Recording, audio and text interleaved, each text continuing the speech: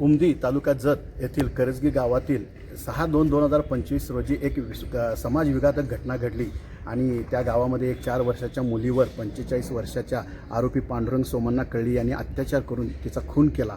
या खुनाचा खटला याचं दोषारोपपत्र अवघ्या 13 दिवसात पोलिसांनी चांगला तपास करून यामध्ये दोषारोपपत्र दाखल केलं होतं आणि एक सरकारी पक्षासमोर एक आव्हान होतं. या आरोपीला दोषी सिद्ध करण्यासाठी अथक प्रयत्न करणं आवश्यक होतं, कारण ही पूर्ण घटना आणि पूर्ण तपास हा परिस्थितीजन्य पुराव्यावर होता.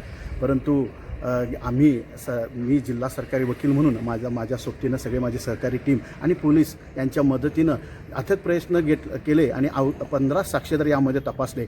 यामध्ये महत्त्वाचा साक्षीदार म्हणजे त्या मैताची चुलत बहीण सना आणि त्याचबरोबर एक मैत्री म्हणून एक स्वतंत्र असा साक्षीदार होता, जो त्या घटनेच्या ठिकाणापासून काही अंतरावर शेतीची मशागत करत होता. त्यांनी त्या आरोपीबरोबर या मैतास शेवटच्या क्षणी पाहिलं होतं आणि अवघ्या 1 ते 1.5-2 तासाच्या नंतर हा खुनाचा प्रकार उघडकीस आला होता आणि त्यानंतर त्याच ठिकाणी घटनास्थळ पंचनामा करून तिचं या मैताचं पोस्टमार्टम करून यांच्याविरुद्ध गुन्हा दाखल झालेला होता. या कामी 1.25 वर्ष आपण परिश्रम घेतले आणि मला वाटते की ही प्रथमतः अशी घटना असेल की परिस्थितीजन्य पुराव्यामध्ये फाशीची शिक्षा या मेहरबान पोक्सो कोर्ट जे आहे आपल्या मोहंती मॅडम सन्मान्य न्यायाधीश यांनी दिली.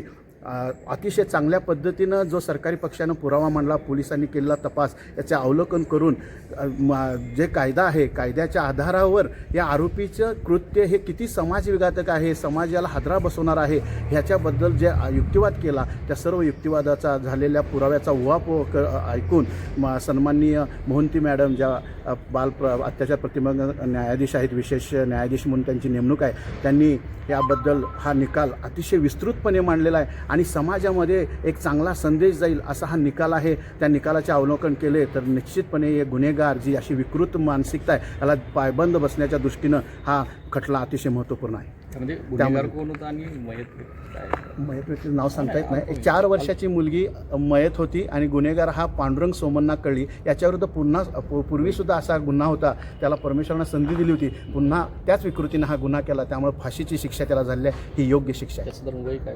वय